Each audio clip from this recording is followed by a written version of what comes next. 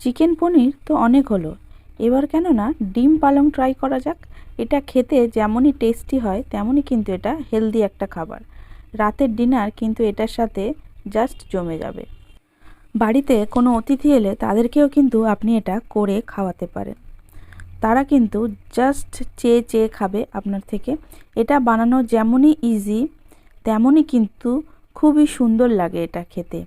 খুবই কম এবং সাধারণ উপকরণেই কিন্তু এটা তৈরি করা যায়। তো তার জন্য আপনাকে বেশি হাঙ্গামা পোহানোর কিন্তু দরকার নেই।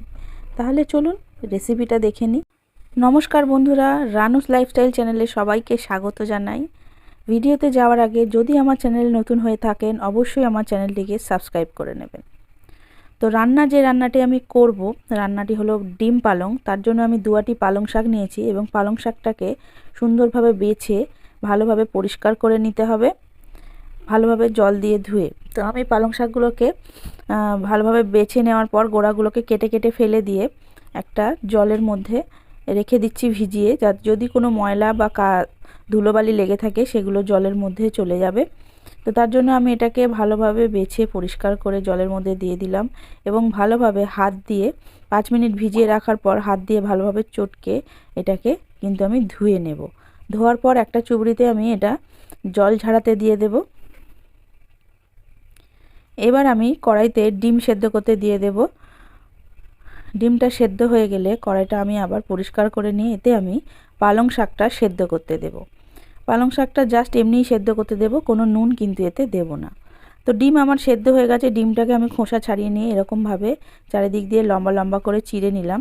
এতে কিন্তু ডিমের ফ্লেভারটাও যেরকম শাকের মধ্যে ঢুকবে তেমনি শাকের ফ্লেভারটাও ডিমের মধ্যে ঢুকবে। তো তাই জন্যই আমি অনেকগুলো করে চিড়ে এরকমভাবে নিলাম। ডিম চিড়ে নেওয়ার পর এতে আমি নুন হলুদ মিশিয়ে নিলাম। ভালোভাবে মিশিয়ে নেওয়ার পর এটা আমি 5 মিনিট রেখে দিয়েছিলাম। 5 মিনিট পর আমি গ্যাসটা জ্বালিয়ে তেল গরম করে ডিমগুলোকে ভালোভাবে ভেজে নেব। ডিমগুলোকে আমি একটু লাল লাল করেই ভাজবো। আপনারা চাইলে হালকাভাবেও ভাজতে পারেন, কিন্তু আমার লাল লাল করে ভাজতেই ডিমটা ভালো লাগে এই রেসিপিটার সাথে। তো ডিম অলমোস্ট ভাজা হয়ে এসছে, ততক্ষণ আমি সেদ্ধ করা পালংটাকে ভালোভাবে মিহি করে বেটে নেব। দেখুন বাটা হয়ে গেল। তো আমি আপনাদেরকে তুলে দেখাচ্ছি। দেখুন এরকমভাবে একটা মিহি পেস্ট তৈরি করতে হবে। তো আমি এবার ডিমগুলোকে কড়াই থেকে তুলে নিলাম এবং কড়াইতে যে তেলটা আছে তেলটা গরম হয়ে গেলে তাতে একটাই শুকনো লঙ্কা 2 টুকরো করে কেটে ফেলে দিলাম। লঙ্কাটা লাল লাল হয়ে গেলে এতে আমি টুকরো টুকরো করে কাটা পেঁয়াজ দিয়ে দিলাম। এখানে আমি বড় সাইজের 2টো পেঁয়াজ নিয়েছি। পেঁয়াজটাকে আমি ভালোভাবে ভেজে নেব। যতক্ষণ না পেঁয়াজটা নরম হচ্ছে ততক্ষণ পর্যন্ত কিন্তু আমি পেঁয়াজটাকে ভাজতে থাকবো। পেঁয়াজটা কিন্তু নরম হয়ে এসছে। এর মধ্যে আমি দিয়ে দিলাম 1 চামচ আদা রসুন বাটা। আদা রসুন বাটাটাও আমি ততক্ষণ নাড়ব যতক্ষণ না এর কাঁচা গন্ধটা যায়। এখানে আপনাকে আঁচটা মিডিয়াম টু লো ফ্লেমে রেখে কিন্তু রান্নাটা করতে হবে, যেহেতু মশলা কষা, তাই জন্য মশলাটা যাতে না পুড়ে যায় হাই ফ্লেমে দেওয়া যাবে না। এবার আমি এটা 1 চামচ হলুদ গুঁড়ো, 1 চামচ লাল লঙ্কা গুঁড়ো, 1 চামচ জিরে গুঁড়ো, 1 চামচ ধনে গুঁড়ো দিয়ে ভালোভাবে নাড়াচাড়া করে মিশিয়ে ভালো করে মশলাটাকে কষিয়ে নেব।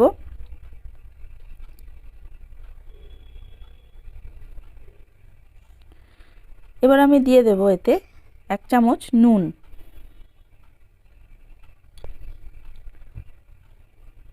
নুন দেওয়ার পর আমি আবারও ভালোভাবে এটা মিশিয়ে নেব। আপনারা চাইলে এতে টমেটো দিতেই পারেন, এখানে আমি কোনো টমেটো ব্যবহার করিনি। তো মশলাটা যেহেতু ড্রাই হয়ে গিয়েছিল, তো তাই জন্য আমি মশলাটাকে ভালোভাবে কষার জন্য সামান্য একটুখানি জল মিশিয়ে এটাকে ভালোভাবে কষিয়ে নিলাম। এবার আমি পালং পাতা বাটাটাকে এর মধ্যে ঢেলে দেব। দেখুন সেদ্ধ করার পর পালং শাকটা কিন্তু পুরোপুরি সবুজ হয়ে গেছে। এবার এই পাতা বাটাটাকে সুন্দরভাবে কিন্তু মশলার সাথে আমি মিশিয়ে নেব। মিশিয়ে নিয়ে কিন্তু ভালোভাবে হাই টু মিডিয়াম ফ্লেমে ভালোভাবে কষাতে থাকবো। এর মধ্যে কিন্তু প্রচুর পরিমাণে জল রয়েছে, তো জলটাকে আমি একটু শুকনো করে নেব এবং জল শুকনো করতে গেলে কিন্তু এর কালারটা পুরো চেঞ্জ হয়ে যাবে। তো আমি এটাকে ঢাকা দিয়ে দিয়েছিলাম। 5 মিনিট পর ঢাকাটা খুললাম। দেখুন এটা পুরোপুরি কিন্তু হয়ে এসছে, ওপরে কিন্তু তেল ভেসে উঠেছে মশলার। তো আমি আবারও এটাকে ভালোভাবে নাড়াচাড়া করে নেব।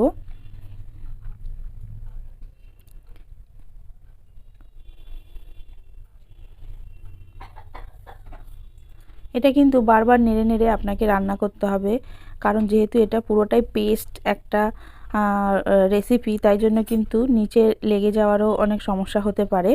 তো এটাকে আমি ভালোভাবে এরকমভাবে রান্না করে নিলাম।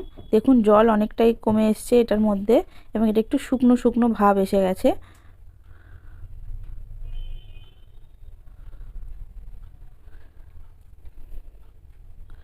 দু মিনিটের জন্য আমি এটা ঢাকা দিয়েছিলাম। তো ঢাকাটা খুলে আমি দেখলাম পুরোপুরি তেলগুলো কিন্তু ওপরে উঠে এসছে। আমি আবারও ভালোভাবে নাড়িয়ে নিলাম। ততক্ষণ পর্যন্ত সব বন্ধুদের কাছে আমার রিকোয়েস্ট, যারা এখনও পর্যন্ত আমার চ্যানেলটিকে সাবস্ক্রাইব করেননি, অবশ্যই আমার চ্যানেলটিকে সাবস্ক্রাইব করে দিন এবং পাশে থাকা বেল নোটিফিকেশানটাকে অবশ্যই প্রেস করে দিন।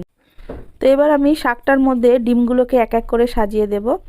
সাজিয়ে দেওয়ার পর আমি এটাকে নাড়িয়ে চাড়িয়ে ভালোভাবে মিশিয়ে নেব।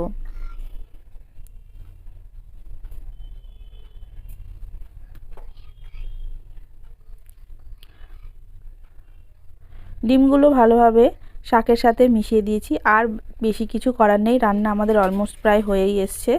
তো এখন আর একটুখানি সামান্য ঢাকা দিয়ে রাখতে হবে। সামান্য ঢাকা দিয়ে রাখলে ডিমের ফ্লেভারটা কিন্তু শাকের মধ্যে যাবে। তো তাই জন্যই এবার আমি রান্না শেষে 1 চিমটে গরম মশলা ছড়িয়ে দিয়ে কিন্তু ভালোভাবে নাড়াচাড়া করে নেব। আমাদের রান্না কিন্তু কমপ্লিট হয়ে গেল। তো বন্ধুরা, এই হলো আমাদের আজকের রেসিপি ডিম পালং। কেমন লাগলো রেসিপিটা অবশ্যই কমেন্ট বক্সে জানাবেন, এবং আপনারা অবশ্যই এই রান্নাটাকে বাড়িতে ট্রাই করে দেখবেন। খুবই সুন্দর লাগে এটা খেতে, এবং খুবই ইজি এটা রান্না করা। অল্প সময়ের মধ্যেই কিন্তু এটা হয়ে যাবে। তাহলে আজ এই পর্যন্তই থাক। আজ তবে আসি, দেখা হবে অন্য কোনো ভিডিওতে নতুন কোনো রেসিপির সাথে। ততক্ষণে সবাই ভালো থাকবেন, সুস্থ থাকবেন।